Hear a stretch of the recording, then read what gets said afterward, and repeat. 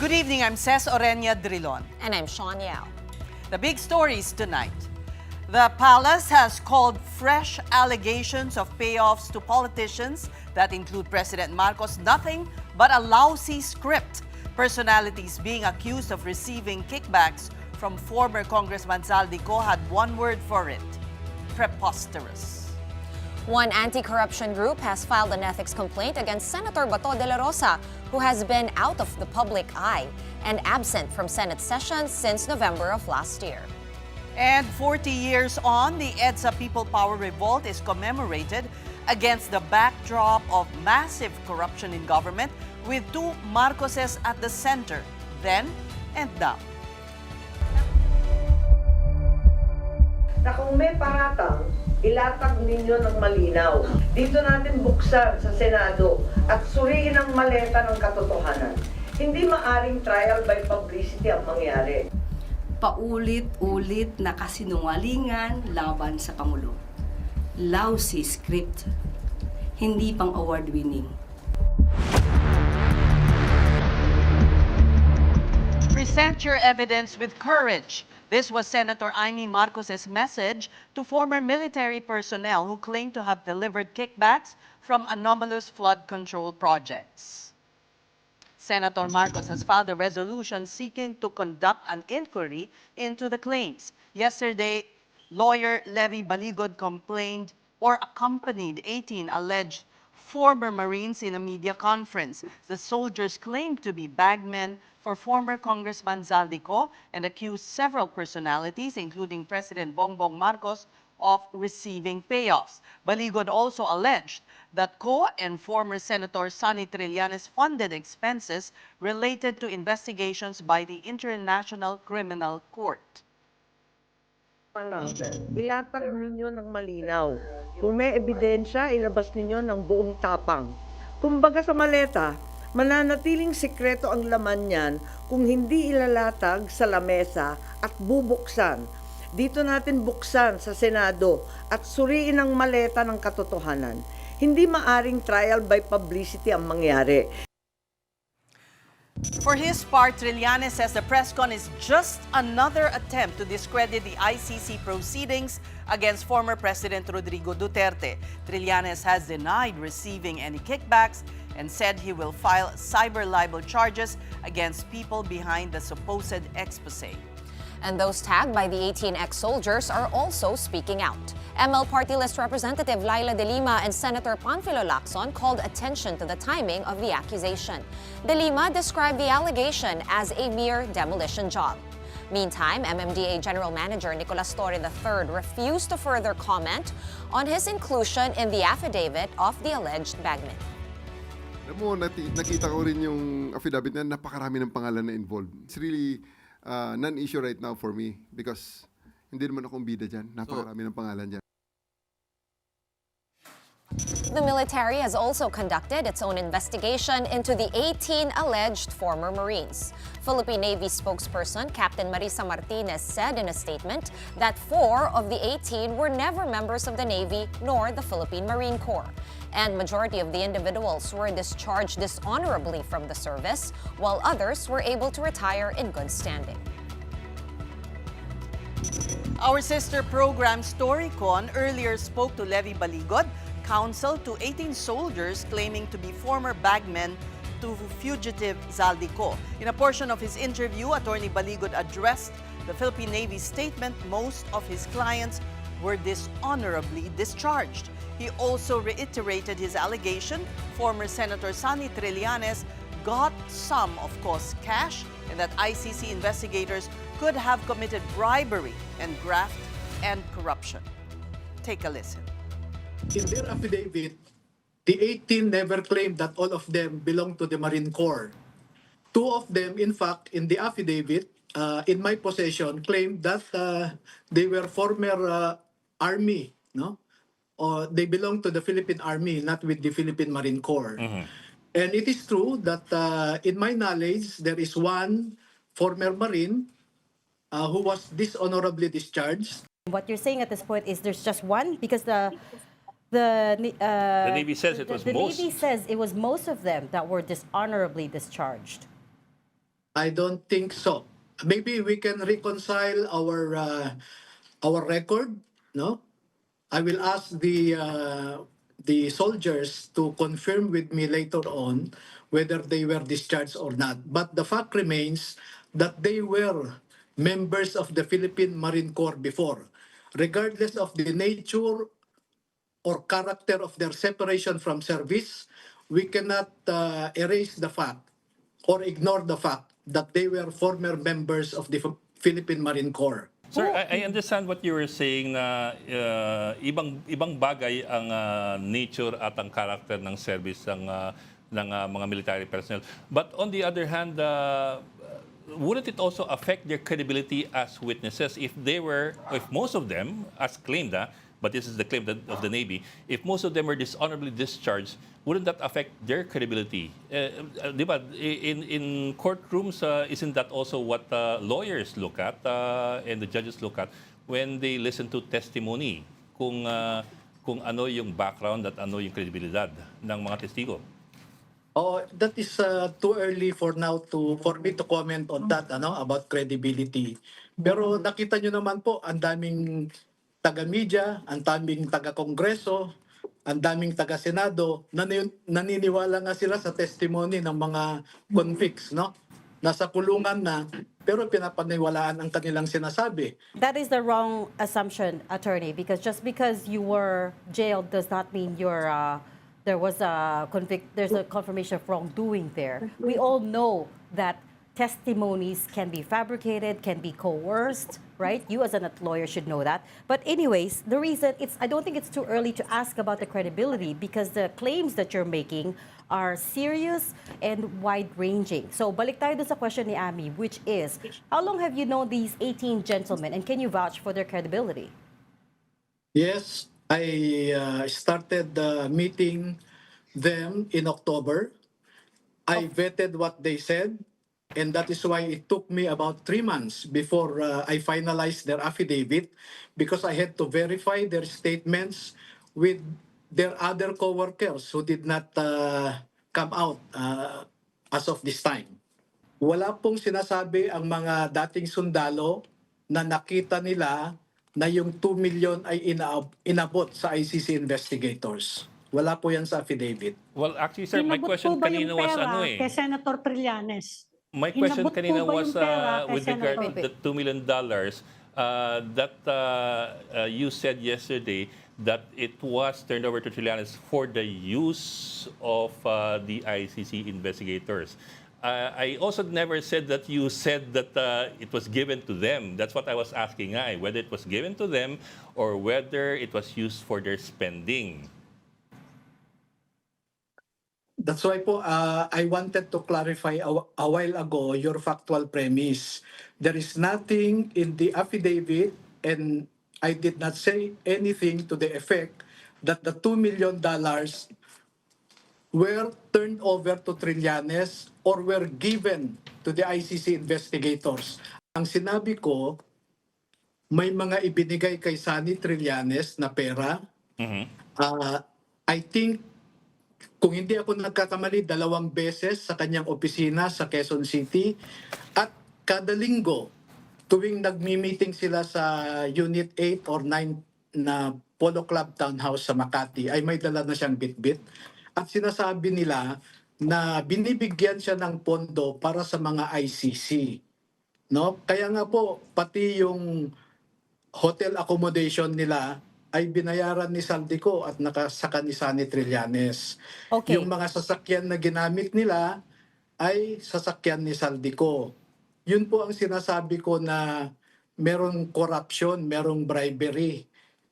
Na maaaring committed by the ICC investigators. Kaya And nga. But sir, if you look didn't at you just the affirm what I totality, said? But sir, that's what I was asking. So you did say nga na the ICC investigators may have committed graft and corruption. Yes. In fact, you now even add bribery kasi kahapon tanda ko lang was graft and corruption.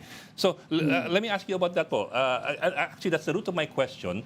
Were you saying that this was used for their operations in the Philippines or for them to take home as their I don't know, as their bribe or loot? Kasi now you're saying bribe. Yes, kasi they are investigators, no? They are investigating, but they were wined and dined by Trillanes and the known political opponents of the person they are investigating. In other news, various groups and organizations remembered the peaceful revolt that restored Philippine democracy 40 years ago. But as it was in 1986, the very same issues that were called out in EDSA echoed in today's rallies. Mobile journalist Arles De Los Santos with the story. 40 years to this day, the EDSA People Power Revolution ended former President Ferdinand Marcos Sr.'s two-decade-long dictatorship. Unlike in the past administrations, this year's anniversary is again simply being observed as a special working day. No holiday declaration nor special observance from the late dictator's namesake, now President Ferdinand Marcos Jr. But this did not stop various groups in remembering the peaceful revolution. Rallies were held across the country, including one at the EDSA Shrine, organized by Bayan and other progressive groups. As it was in 1986, people are still protesting the same issue, corruption. Hanggang ngayon po, 40 taon na ang nakaraan, nandito pa rin ang korupsyon, nandito rin po ang paghihirap ng bayan, kaya importante po na may pasa na po ang anti-dynasty bill. Sana po'y mabuhay muli yung diwa ng people power kung saan inangkin ng taong bayan ang kapangyarihan dito sa ating bansa. Inangkin natin ang responsibilidad na maging parte sa solusyon sa ating bayan dahil yun po ang kailangan natin gawin sa isang demokrasya. The groups reenacted historic scenes from 1986 like the salubong of then Defense Chief Juan Ponce Enrile and AFP Vice Chief of Staff Fidel Ramos before marching towards the People Power Monument where the Trillion Peso March movement held its own program. Wednesday's EDSA commemoration was generally peaceful, except for a brief scuffle between bayan-led protesters and the police.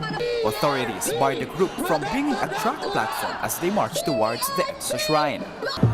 Ang problema, pagtipon namin kanina, ayaw na pumayag ng pulis.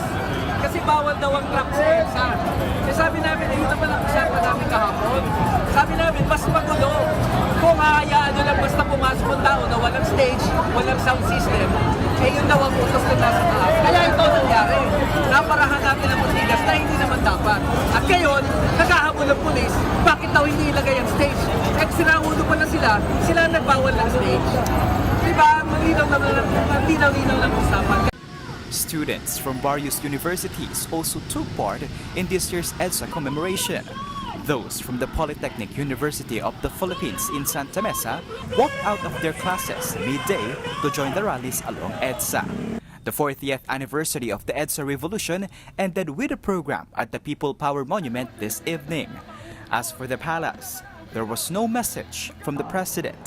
But Palace Press Officer Claire Castro said President Marcos remains open to studying proposals to declare February 25 as a holiday again. It's part of the history. Hindi ito mabubura. Hindi mabubura kung anong naganap noon, ang katapangan ng mga Pilipino, ang pagtanggap sa pangyayari. Hindi po yan mabubura sa history. Kapatid Arles De Los Santos, we are One News. Meantime, Senator Bato de la Rosa is now facing an ethics complaint.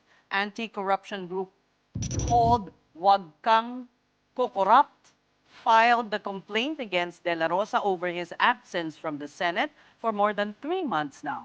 De La Rosa last attended a Senate session in November and has not returned since. Ombudsman Boying Remulla announced that an arrest warrant for the senator had been issued by the International Criminal Court. To date, no warrant has been issued for De La Rosa, but he has been named co-perpetrator in the Crimes Against Humanity case against former President Rodrigo Duterte. Wag Kang Kukurupt has urged the Senate Committee on Ethics and Privileges to investigate De La Rosa for possible ethical concerns, such as violation of the duty to faithfully discharge his official functions.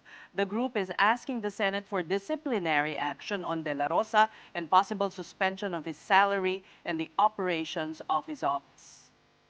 Dahil kung ordinary yung mamamayan, kung hindi pumapasok sa trabaho, di ba, napafire, nawawalan ng trabaho. Dapat po same ethical standard nag-apply din sa senador. Dapat nga mas mataas pa yung standard natin sa mga officials kasi pondo ng bayan ang pinangsusweldo sa kanila. This early, Senate President Tito Soto has rejected closing down De La Rosa's office. Maraming empleyado yun, nagtatrabaho yung mga empleyado, nagsasubmit sila ng mga bills, nagsasubmit sila ng mga komentaryo nila at ng mga perspective nila about the bills that are being discussed. It could be coming from Senator Bato himself or the advisors or the legal people of Senator De La Rosa. Yung sweldo, so mahirap yun. Ethics Committee Chairman Senator J.V. Ejercito gave his assurance that they will tackle the complaint against De La Rosa. It is, however, sixth on the list of complaints lodged with the committee. Fellow Minority Senator Amy Marcos, meantime, defended Bato's absence. There are threats to his person, there are threats to him that will not be responded to. Sana may assurance siyang konti na kahit papano, katulad ng dati, yung mga senador, pinagtatanggol ng Senado. There is still no word from De La Rosa about his continued absence or his whereabouts. The latest update was this post from his wife showing a photo of De La Rosa praying in a church. This is a big story on One News, and coming up, the palace is poking holes in a lawyer and his client's claim President Bongbong Marcos took money from disgraced ex-lawmaker Zaldico. That story and more when we return. Stay tuned.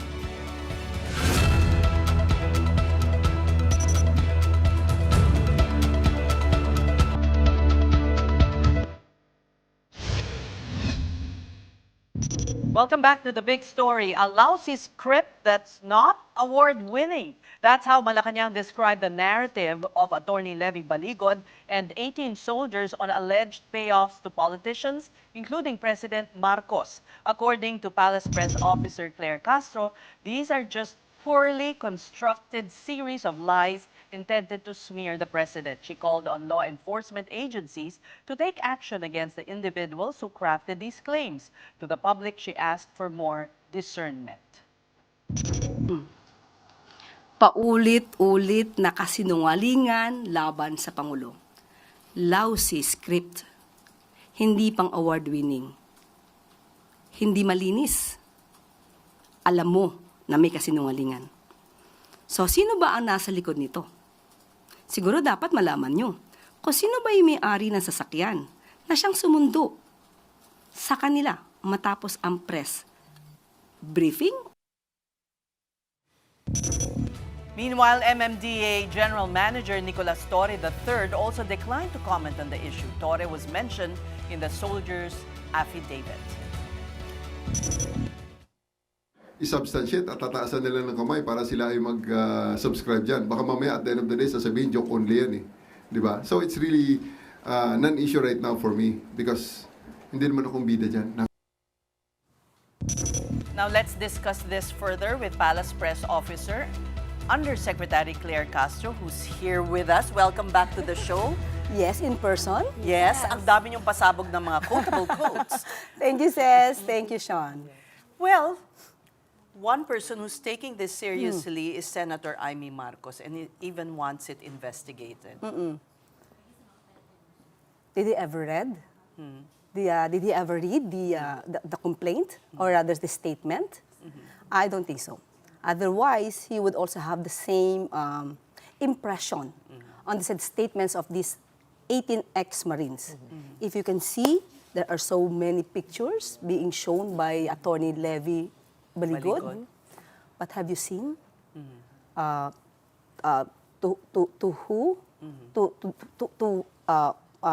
whose person these suitcases of alleged containing millions or billions of pesos, to whom they were delivered? Diba? To whom they were delivered? They're just pictures of suitcases. So what can they prove Anong out of klaseng that? evidence? Yes. Litrato lang ng suitcase. Litrato lang. And Pwede namang kunan ng litrato ang lahat ng suitcase. yes. Pwede kong kunan rin ng litrato. And you just do not know where to bring those suitcases. And what do they contain? Wala eh. So, kaya sabi natin, para siyang, supposed to be, the script supposed to be a drama. There should be a drama. But it becomes a comedy. So parang wala eh. Wala siyang nilalaman. So parang Shakespeare and the comedy and tragedy at the same time, Yusek. Pero if, according to Attorney Levy Baligod, I know you were listening to yes. the report that we re-aired right now from our sister program kanina. Ang sinasabi niya, meron daw affidavit. We're not sure though kung napirmahan na tong mga affidavit. But if ever meron nga at maipresenta and i-report sa proper authorities, iimbestigahan naman. Just look at this.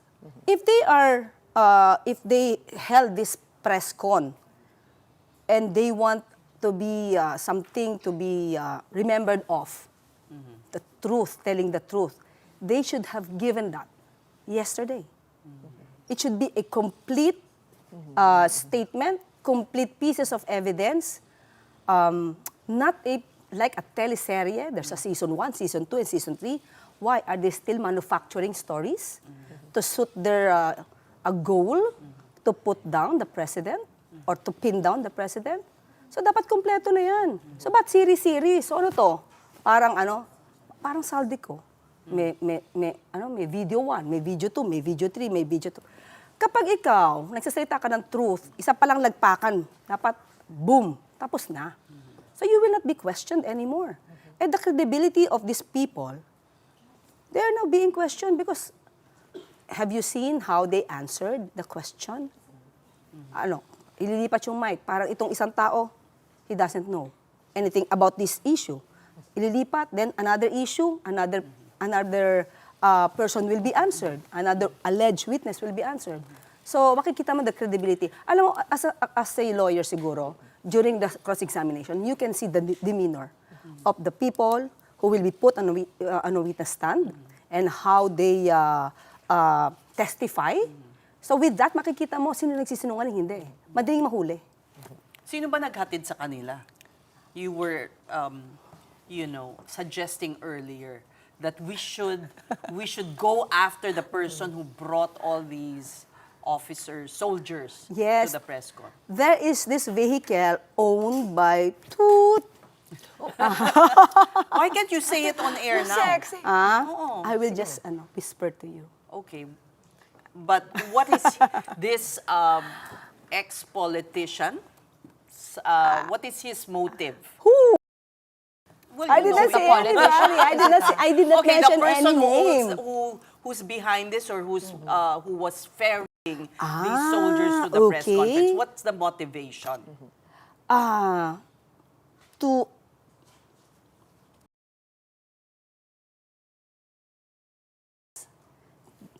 this guy, guy talaga. This guy, belongs to the group. Belongs to the group who wants the president to resign. That's the main goal. How will he resign from these allegations? I mean, you're saying they want him to resign, but they are trying to put him in a situation where he cannot defend him, where the public will believe the story. What is it? This is supposed to be the narrative. Okay. They want the president to be part of the alleged anomalous flood control projects. Even before, they want the name of the president to be included as part of this flood control mess, when in fact they could not even prove that because there's none at all. Yusek, is that because somebody actually told you about this plan so you know it exists? Or is it because it is just obvious from the way that events have unfolded? If you can see, these are really series of lies. Everything will be, it will boil to one. What? To discredit the president. Yun lang yung purpose nila eh. Sirain ang presidente. And para kanino? Sino gusto nilang iangat?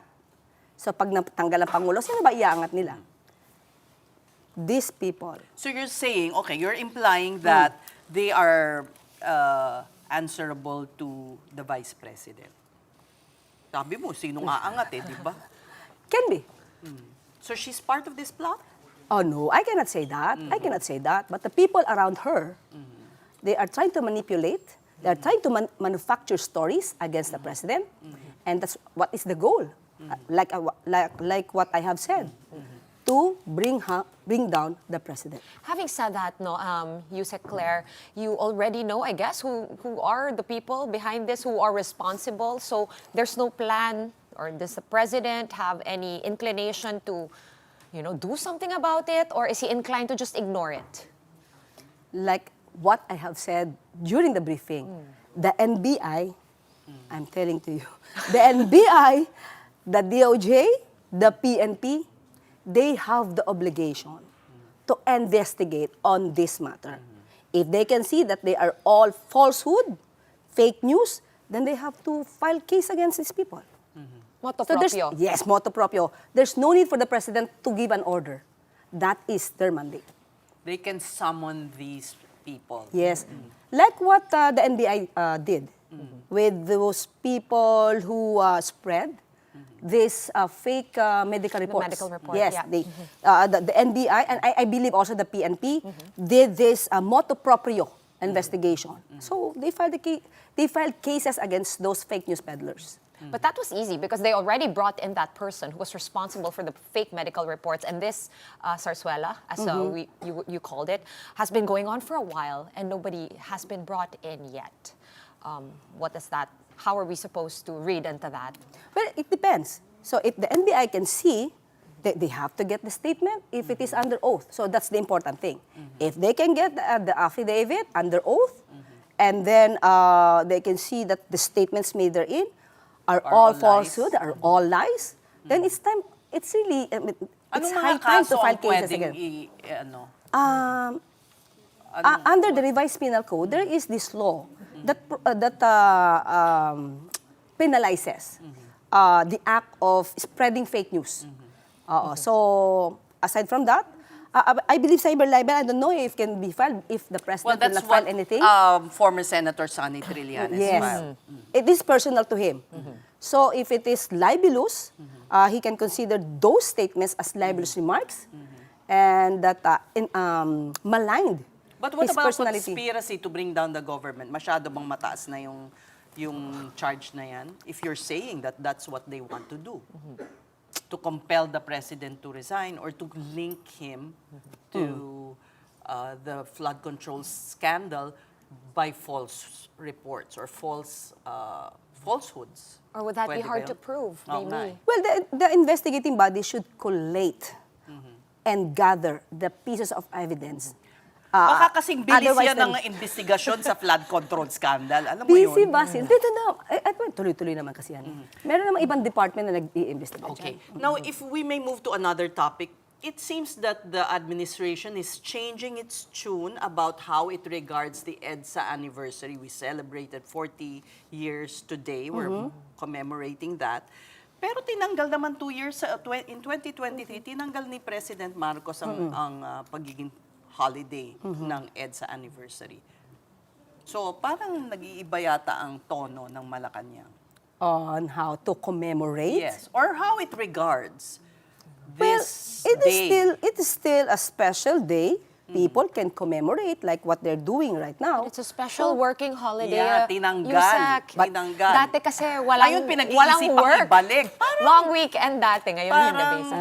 nag-iiba ang tono. And then, even if it is working, it is special working holiday, they can still commemorate. They can still celebrate. Because sabi ko, we cannot change history. It's part of our lives. So, in whatever manner that you will celebrate this occasion, so the president will not stop you. They are celebrating it. Yes, but tinanggal niya yung pagiging holiday noon in 2023. And 2024, it was a Sunday, so dead ma lang. He didn't have to do anything.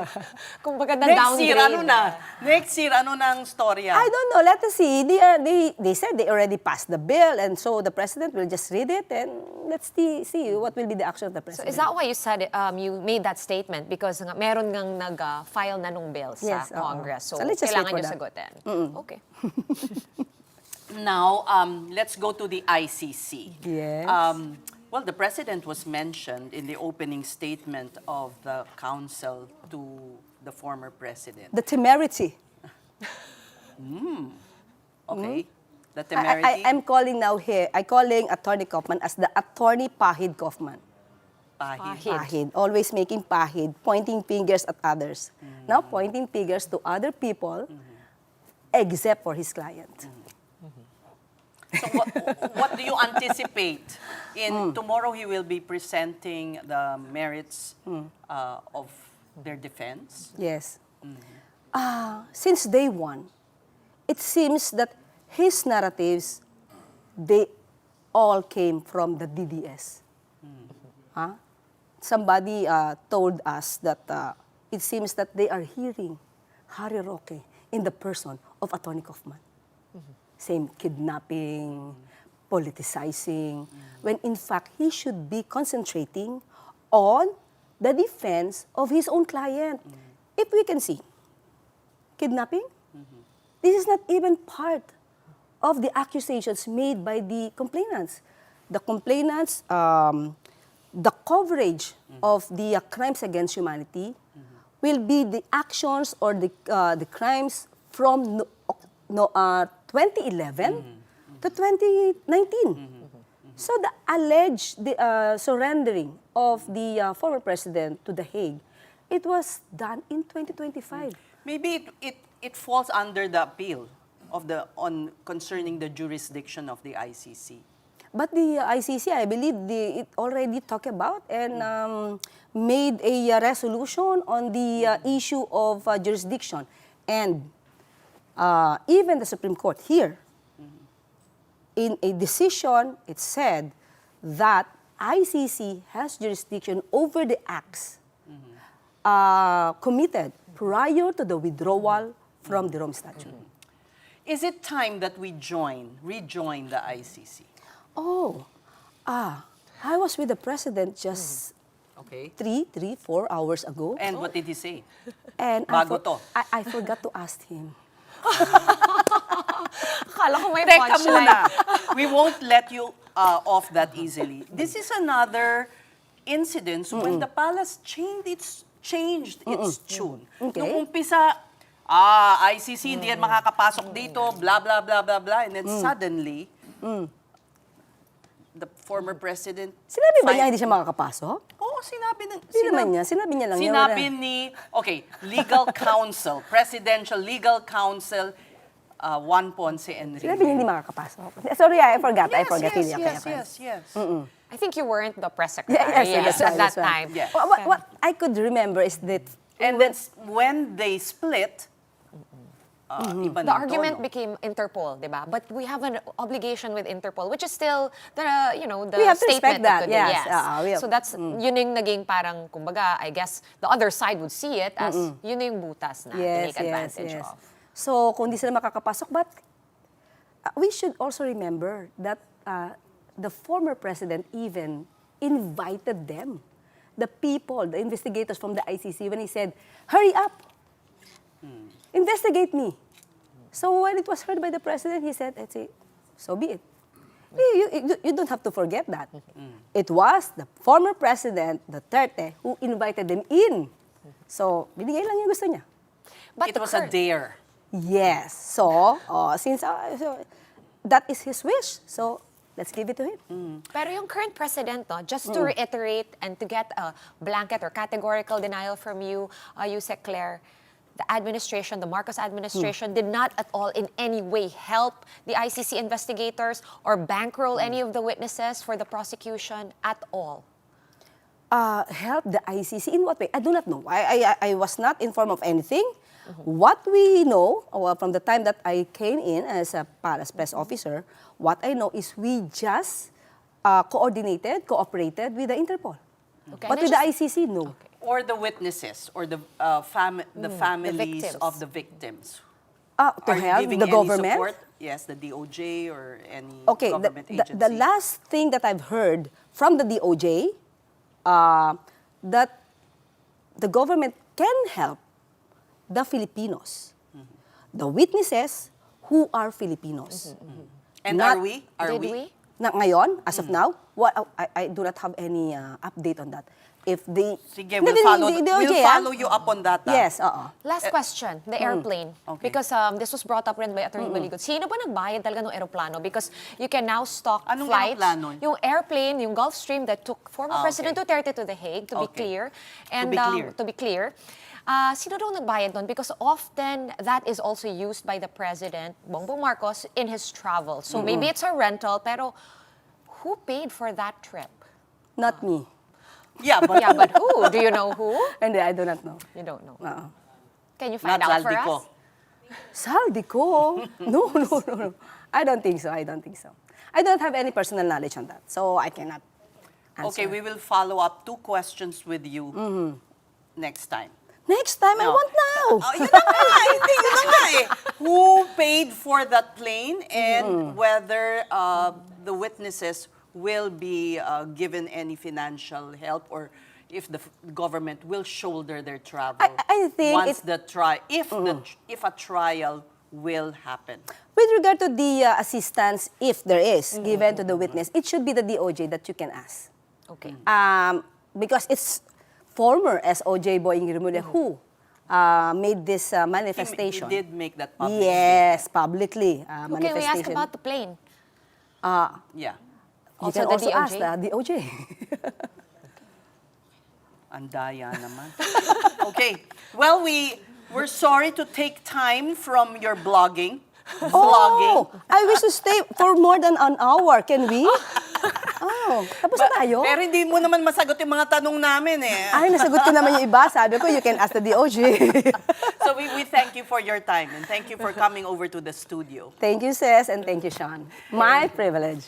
So that was Palace Press Officer Yusek Claire Castro. And meanwhile, we are pausing for another breather, but right after that, we'll be introducing you to Mesa ni Misis, which combines good nutrition with food security. Sustainability is up next. Keep it here on One News.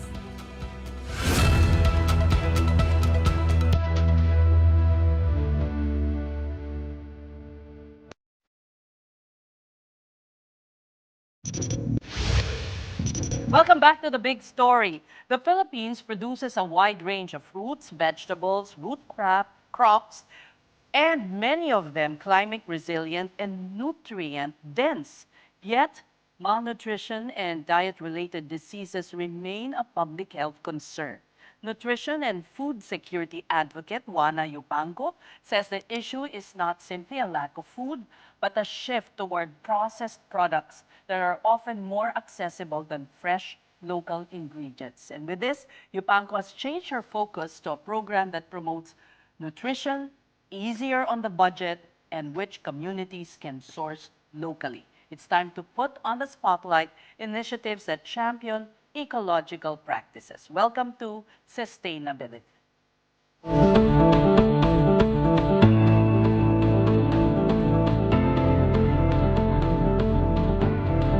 And joining us tonight is nutrition and food security advocate Juana Yupango. She's also the founder of Mesa ni Misis. Welcome to the show, Juana. Thank you for having me, Ces and Shawn. So lovely to be here. Finally, we can talk about something positive Exactly. and A happy. little more And healthy.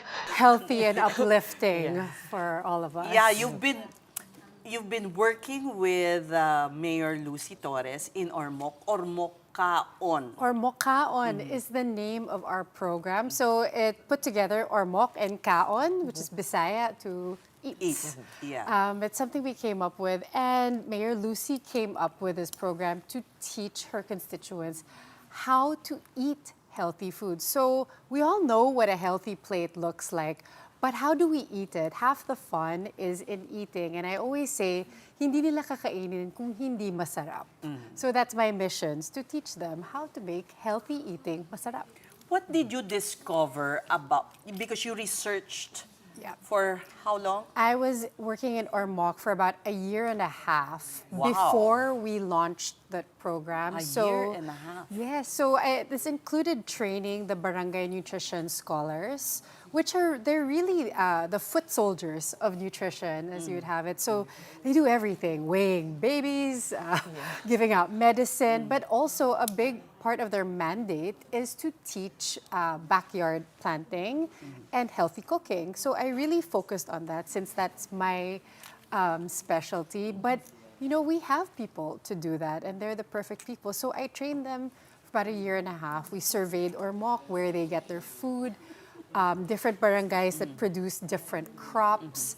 And we put that together and we came up with the Ormocaon plate, which is a plate that's just for them so that they know what to eat. And it's truly sustainable because it's really from their paligid.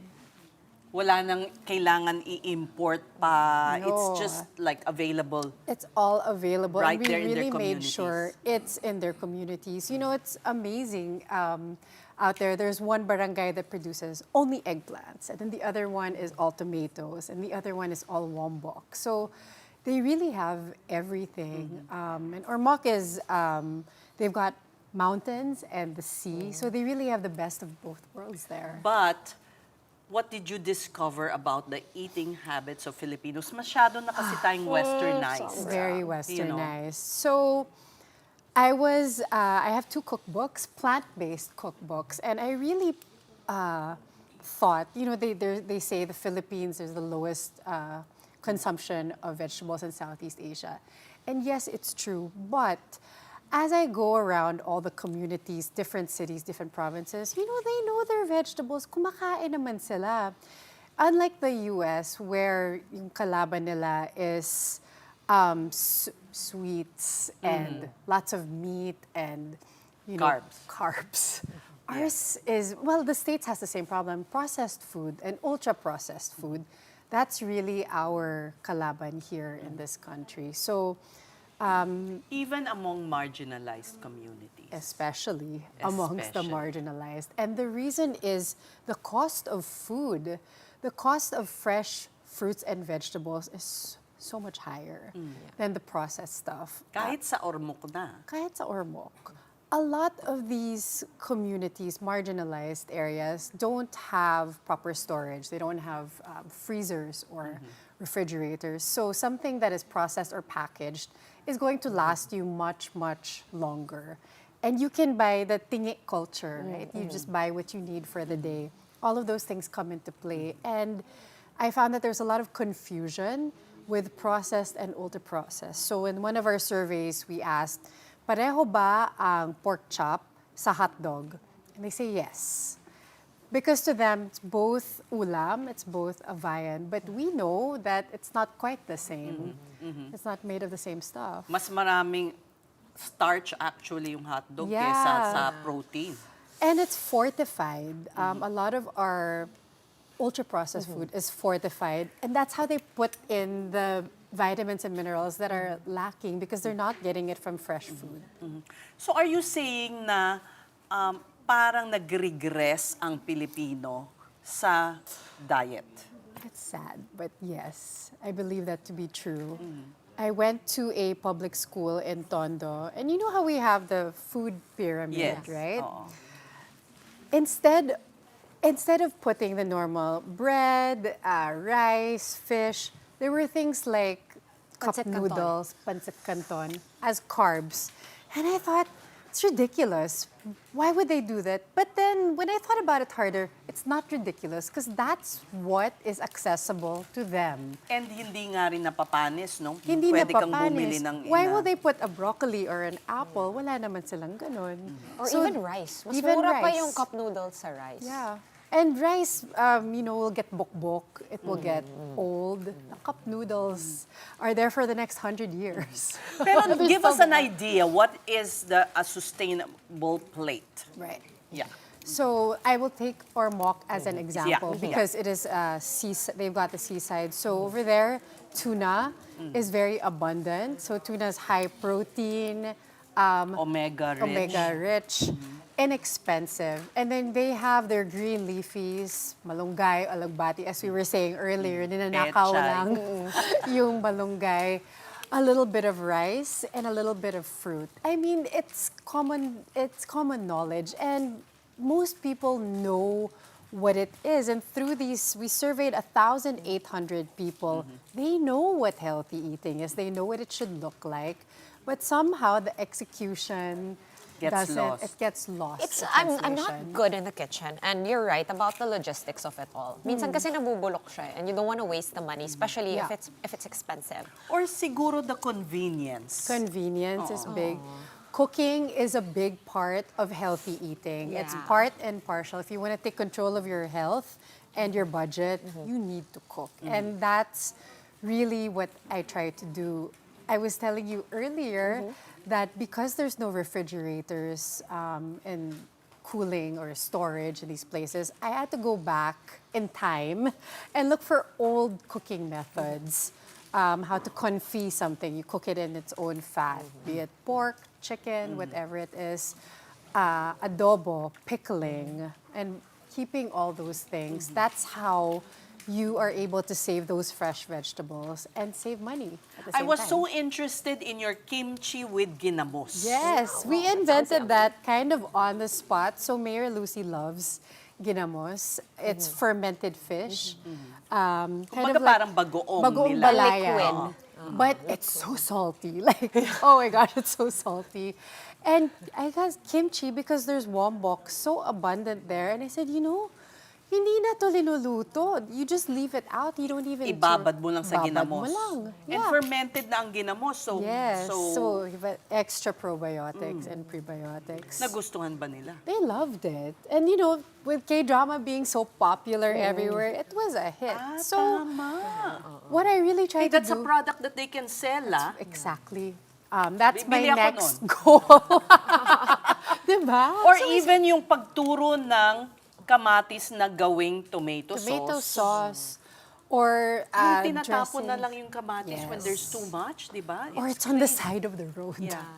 Yeah, people Filipinos like pretty vegetables, but the truth is there's so many ugly vegetables that are just as nutritious. Juana, do you think it's because we watch too much TV and we only see ads for processed food? Obviously, there's not going to be an ad for I pechay. mean, you guys would know what it's like advertising. Who has the biggest budgets for advertising? It's the big companies, right? No one will advertise for vegetables. So would you say you kind of nudged them back to reality and made them open their eyes and see? I hope so.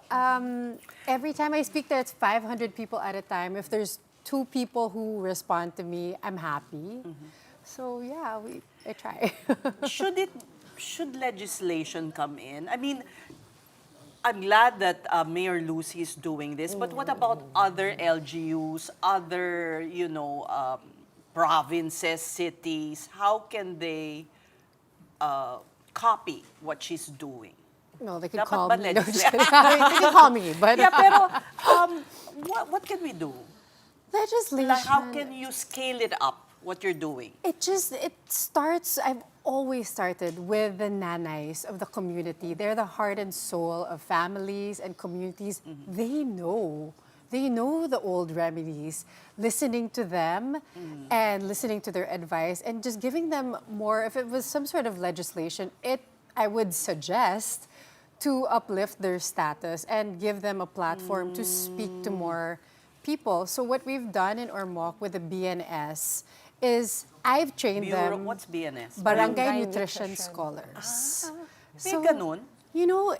When I researched what BNS is, it was actually implemented by President Marcos Sr. in the 70s. And the aim was to increase nutrition in the barangays through these people. So it's amazing in the Philippines. We have all these we have the things. structure. We have We have the structure.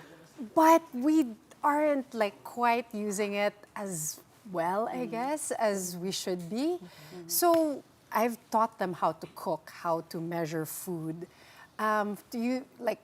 When I first started, I thought it's common knowledge. 1 cup of rice. I got there, ito 1 cup. Hindi yan 1 cup. And I was like, oh man, I really have to go. It's back to basics. Why? They took out things like home economics in high school when they used to have it. My mom's time, they all used to have it. I had it. You Ikaw, wala. Wala. No. I had it. And Wow. the younger I did not do well. generations- You're not that young na pala. Not at all. I But they actually make didn't these do things well. out. Those things are basic survival skills, you know? Just knowing what a measuring cup, a 1 cup is. Things like that. That's going to help your nutrition already by 100-fold, knowing what 1 portion of rice is, right? Because in karinderya, 1 cup is whatever cup. Literally the teacup. The teacup, Yeah, whatever yeah. is there. Yeah. So things like that. So, have you noticed an impact since working with the Ormoc government? Thankfully, they took all my suggestions into account. So with the food baskets that are given out, I am very grateful that I get to choose what's in their baskets. So, but it came with a lot of studying. Like we did surveys and surveys and surveys, and they probably hated So me what's for in the it. basket? What's in the basket? So our last basket, if I can recall, we had chicken, we had dried fish. Dried fish is actually a very good source of protein, and you don't need At masarap much. sa And it's sa masarap. Samar, sa Leyte. That area is ang- all very good. ang, People daing. think that it's unhealthy because they just eat that, but actually it's cured with just the salt water in that area. And it's added protein. We had mongo, we had kalabasa, we had kamote, and we had alugbati. And from that, I developed 3 recipes every time I visit. So out of that basket, it's like Master Chef. But I choose the basket. Sometimes I'm like, ang Pero gagawin dati, ko? ano ba yung basket? Anong laman? It was basic stuff. Okay, when I Noodles. started, they had things like grapes. Grapes? Diba? Teka, itong basket na to, kanino ba binibigay? Anong basket ba yun? What basket are you referring it's the to? Walang Gutom program of the president, Walang Gutom 2027. And it's given to the people who fall below the poverty line and who have special needs, PWD, single parents. That's under the people- DSWD. It's under DSWD. So when I Grapes? first started, I said, ang bongga naman nila, but my grapes.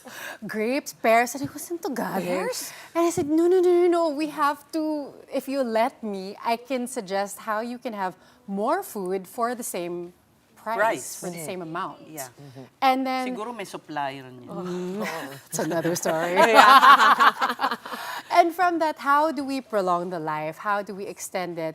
How do you not just eat that 1 piece of chicken all in one day? And how do we do that? We go back to the principles of the planetary plate, which is not that much animal protein, little more vegetables and plant protein. Are we seeing another cookbook? Oh, Siguro mas, in the works. yeah, di ba? Something that's Kasi a little bit obviously more we need diverse. to be educated. Yeah, it's you get really creative when you don't have that much to cook with, right? So yeah, maybe. I'm We'll so work on sorry, that. Juana. We've run out of okay. time. Inubos kasi ni Yusek Claire. Juicy But more naman kasi. power to you. Thank you so much for having me. And looking forward to the next cookbook. Yeah.